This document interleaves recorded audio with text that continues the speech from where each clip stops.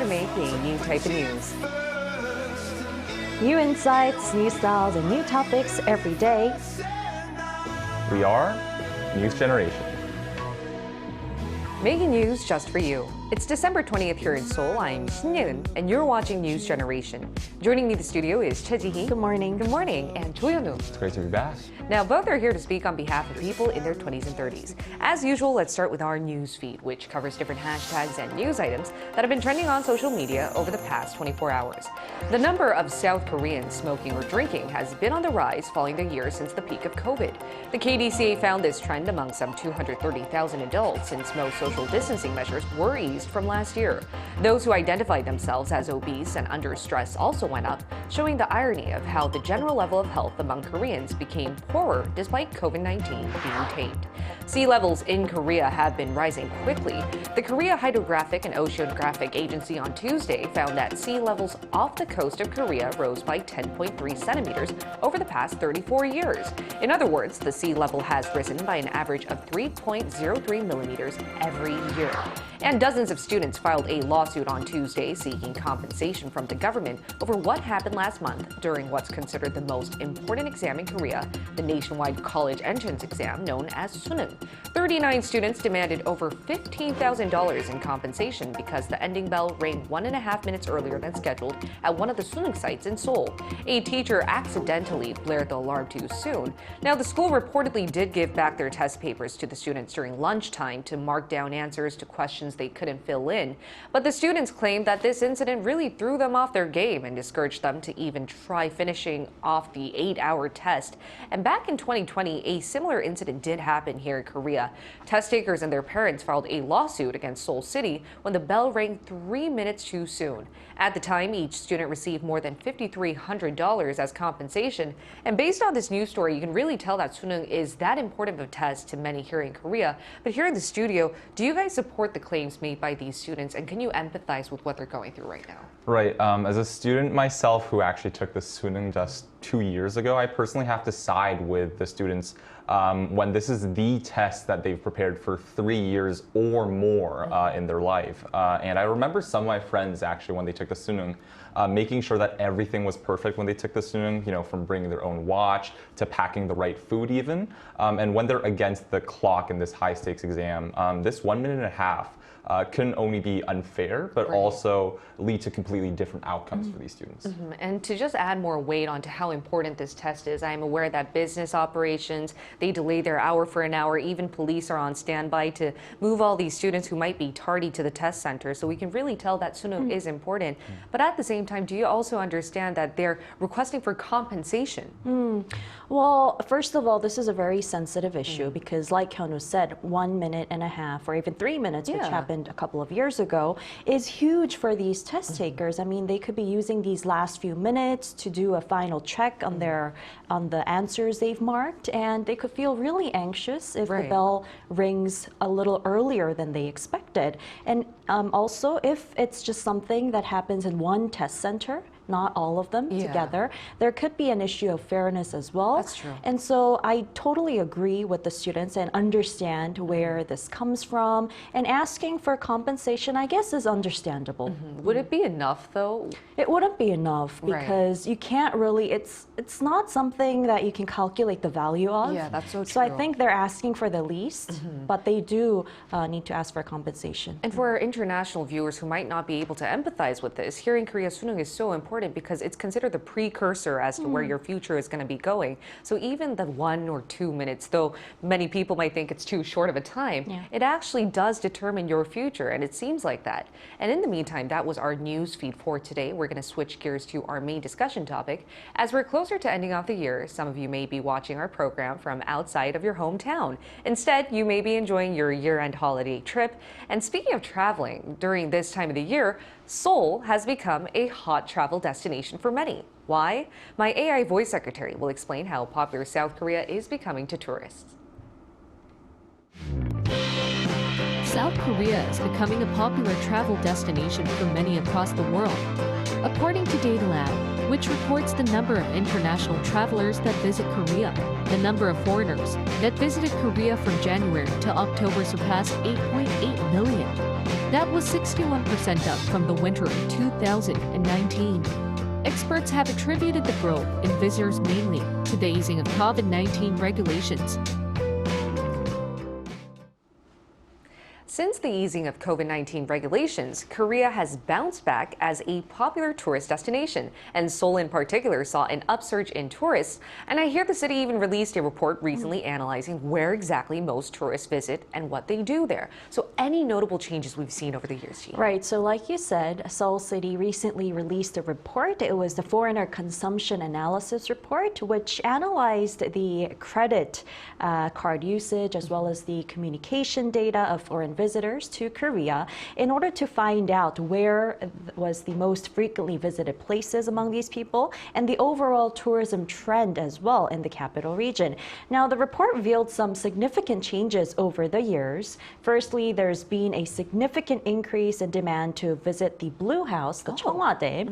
So last year, around 31,000 foreigners visited the Blue House, but this year, as of October, the number has increased by over 3 times to reach 105,000. Yes, 105,000. And since April, the number of visitors has rapidly increased with more than 10,000 people visiting every month. I haven't been to the Blue House myself yet, but a lot of foreigners are recently doing so. And also the most consumed content in the Pukchon or Seocheon area around the Cheongwade was hanbok rentals. So according to the Ktourism platform, the number of hanbok rentals increased nearly 50 times compared to last year as well. And here on News Generation, we actually took you guys to some of the most famous palaces you can go. And there, one of our panelists, both of them actually tried on hanbok. And I think it just really hypes up the experience because you get to enjoy the traditional culture of wearing like traditional clothes like hanbok while you're at this iconic traditional palace. Now, what about you, Hyunwoo? Could you add on to what foreigners seem to be looking in Korea when visiting? Sure. Now that the Blue House has been opened up to the general public, becoming an incredibly popular spot among foreigners to visit, businesses within the Pukchon and Seocheon areas Chi mentioned have started to thrive again as well. And according to the Seoul Tourism Organization, foreign tourists in the Pukchon, Seocheon, and Blue House areas spent an average of 1.41 billion won per month until October of this year, which was an increase of 264.1% compared to the same period in 2019. So that's a remarkable increase. It is. And notably, Yeouido as well has become an incredibly popular hotspot for those in their 20s and 30s, which is a remarkable change given its past image as like a financial district and a financial area, even going back a few years. This is largely attributed to the Hyundai Seoul, which also reported that 72.5% of foreign customers were actually in their 20s and 30s.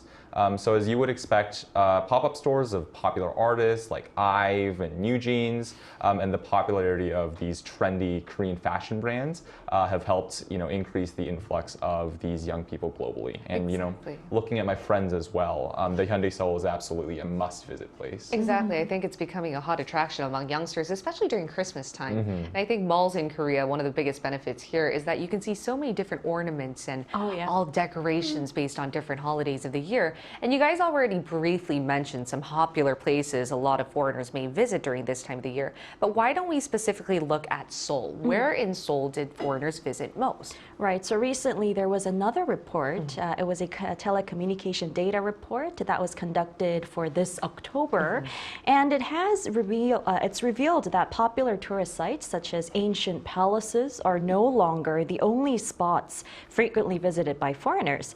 In fact, Pukchon Hanok Village emerged as the most popular place to visit, followed by Ikseondong and Gwanghwamun as well. So interestingly, different countries showed a preference for different spots as well. So if you take a look on the screen, for instance, American tourists preferred to visit Ikseondong, and Chinese tourists preferred the Blue House, and Japanese tourists, they preferred the Dongmyo Flea Market. Yes, and the Dongmyo Flea Market has become a popular destination destination for Japanese tourists due to the rise of Hallyu fashion as well as food culture. And the market is known for its second-hand goods and has gained a reputation as a hipster hotspot. It's also been featured in various media content, with celebrities often seen searching for treasure-like finds in the market, because if you search for them, you can really look for those nice clothes, second-hand clothes. Exactly. Like a treasure hunt, really. Exactly. And I know you remember, we've done so many episodes on like the top places to visit in Seoul, and we mentioned traditional markets as well. But these traditional markets seem to be really retro, like new retro. And would you like to elaborate on how the new retro trend is actually captivating a lot of foreigners here in Seoul? Right, I think Ikseondong has become a trendy tourist attraction for Americans because of the recent trends of neutral or modernized retro. I've heard that some Hanok cafes have enormously long waits because they're so popular among foreigners. And similarly, like you mentioned, the Blue House has also been filled with lines of tour buses with Chinese tourists to take a look and snap a few photos. Right, and we're seeing a lot of it on the screen right now. We're taking you through different parts of Chongno, and as both Chi-hee and Hyunwoo mentioned, I think all the places that most foreigners are visiting are actually quite geographically proximity-wise. Like, they're very close together. They're in the Chongno area and the capital. You can easily go by via public transport. Now, in order to expand our insight as to where the popular places are, we're now going to include another millennial who is from Hungary and can take us through other hot places in Seoul. Stay tuned for this live interview.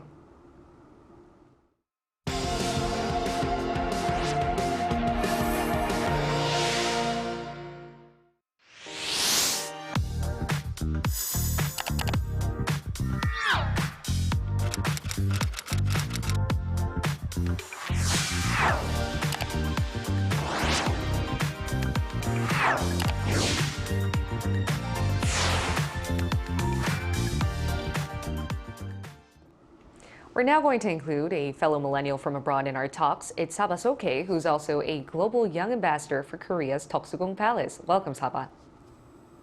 Hi, welcome. All right, Saba, before we go into the interview, let's give our viewers a background of who you are. So when did you come to Korea? And tell us, what exactly is a global young ambassador for Korea's Toksugung Palace? Okay, so I came to Korea around 9 years ago. And, a global young youth or young ambassador of Toksugung Palace actually means the people who help the most in the pre-promotion and in the previewing of the new Dondokjeon Hall in Toksugung Palace. Actually, the promotion was including helping before the opening and also afterwards. So we did an interview here as well. Also, we are connecting with the embassies, and if there are any kind of events from our countries that could be held in such a place as Dondokjeon Hall in Toksugung Palace, then we are trying our best to connect it. I see. So, Saba, you are definitely speaking on behalf of the international community, given that you've been in Korea for 9 years and you're also being a cultural ambassador. So, because this episode is dedicated on recapping where the hottest attractions were here in Seoul among foreigners, where do you think was the most popular attraction foreign tourists wanted to visit here in South Korea in the year 2023? Actually, I came to a very similar conclusion as the statistics they just mentioned. I think the answer is surprisingly simple. Probably Gyeongbokgung Palace. Oh. And it's a little bad as the ambassador of Toksugung Palace, but I think the biggest palaces are still very, very trendy. And I came to this conclusion for two reasons. One of them is because COVID restrictions have just eased. A lot of people couldn't go to travel for a very long time, and they had plans just before COVID hit to go to Korea, to travel Asia, especially travelers outside of Asia. And finally, they could have the chance, they could have the financials. But then people usually start from the most iconic, the most signature places, at least the basics that everybody knows about. And another thing that I think happened is that since Korea has a lot of fans because of Hallyu and the K-pop stars, dramas, the cuisine. A lot of these people are in their teens. And these people, during COVID, they grew up and they are now adults and they can afford traveling to Korea by themselves or with friends. They don't necessarily need their parents' permission anymore. And they all going to start from the fundamentals, even though they are going to probably check out locations where BTS had shootings before. I think it's still the essentials. The iconic place to start. Right. Jihee, the second question? Right. Well, you mentioned the Gyeongbokgung Palace, and I feel like with the experience of the hanbok rentals, they have become a lot more popular because it becomes more immersive that way. And so what do you think is the biggest catch? I mean, you did explain the reasons you think why they've become so popular, but what other biggest catch do you think is behind that location? So I think it is the place that is basically the most advertised because it's so it's such a signature place. People can associate Gyeongbokgung Palace with Korea like this. It has a very, very big cultural importance. It's visually really appealing, which is very important for the new generations who just grew up on socials. Everything has to be Instagrammable. And there's a lot to see there for a very low price. And also it's very engaging. As you just said, with the hanbok rentals, if you pair it together, it's truly a once-in-a-lifetime experience. Right. Also, it's surrounded with a lot of traditional restaurants, unique cafes, fusion cocktail bars, anything you can find in such a small area that could just do everything for you in your day. Yeah, all walking distance too. Exactly. Now, Hyunwook, could you ask the third question, please? Sure. And Saba, where else have you wanted to go other than, Korea? And are there any places you'd like to recommend to your friends who visit Korea from abroad? So, well, I really, really love Jeju, and I would love to go again. I just could not really have the time. But I really recommend people who are coming to Korea to visit Jeju because it's beautiful, and I tend to have a soft spot for sea and Buddhist temples. So I also recommend the East Coast, especially Yangyang Beach, and visiting temples like Jingwansa in Seoul or Haedong-Gyeonggungsa in Busan. I think it's something that, again, people can take a lot of pictures at, and the experience is just lasting. Saba, I completely agree. I think a lot of tourist attractions aren't just confined here in the capital, Seoul. It's actually in other parts like Busan, Jeju, and hopefully our viewers can note every place down that you just mentioned today. Thank you so much. It was a pleasure talking to you. Thank you so much. All right, and before we end off, we're going to go around and share other hot places here in the country we would like to recommend to our global viewers. Starting with you, Ji, where are some favorite places you would take your foreign friends? Well, I would like to recommend 2 additional hidden gems in Seoul, which are very Instagrammable or Instagram-worthy. The first one is Yeonnam-dong, which I personally really like. Now, this place was once a small and peaceful neighborhood, like a residential area, near the usually very bustling, lively Hongdae district. And it's now become a very trendy cultural hub for artists. So you can find plenty of unique and artsy cafes, galleries, and workshops here, and it makes it a great place to immerse yourself in art and design. And secondly, the district of Seongsu-dong is also one of my favorite places. It's known for its modern atmosphere and the unique design culture, and I really like the little streets that they have. And similar to Yeonnam-dong, it offers a variety of distinctive cafes, restaurants, art galleries, and design shops to explore as well. And they often have these different galleries that they open there, and a lot of the restaurants there are usually packed with people, and you have to line up or reserve in advance. So I would like you to try visiting these 2 places if you haven't been there before. Exactly, and I think a tip that I would like to add on to your answer is here in Korea, there's so many hot places like restaurants, and it's all on social media. And in order for you to get a reservation in these restaurants, it might be good that you check if they receive call-ins, or download that online waiting app where you can virtually wait in line in order for you to go in, so you don't have to go through the hassle of waiting outside in the cold for your number to come out. I think nowadays, I love all these attractions and the hidden gems that you've mentioned, but because they're outdoors, it really does stop me from wanting to go there, unless I have like an online virtual app that I'm waiting for. And Hyunwoo, where are some places that you would take your foreign friends then? Oh, I think G made some really strong recommendations, Yes. so I'm gonna have a hard time choosing. But you know, speaking from my own experience, a tourist spot I'd like to recommend is Insadong, especially Annyeong Insadong and Samjikgil, which are popular shopping malls to buy, you know, little cute souvenirs for your friends. Right. And I think additionally, Jamsil is also a great place to visit if you'd like a fun balance of indoor and outdoor activities with attractions such as Lotte World, you know, Lotte World Tower for various like amusement facilities and theme parks, and also a great view of the Seoul skyline as well. I've heard that it's great there. It's great. And additionally, if you're a fan of taking walks, there's also Olympic Park and Jamsil Hangang Park, where you can try Hangang Ramen, which is that authentic, you know, Korean experience. So those are the two places that I like to recommend. And I think we've mentioned so many different hot places you can visit here in Korea, but then do look back in our past episodes, because we not only introduced the hottest places in Seoul or other parts of the country, but we also introduced different types of food you can have during this time of the year, and hopefully that can really help you plan out your itinerary. In the meantime, while you enjoy your trips over the holidays, we'll be here every day from 9:30 to 10 a.m. Korea time, bringing you more topics young people are talking about. Special thanks to Chiji Always a pleasure. and Hyunwoo. Thank you so much. All right, and thank you everyone for watching. We'll see you tomorrow. We are News Generation.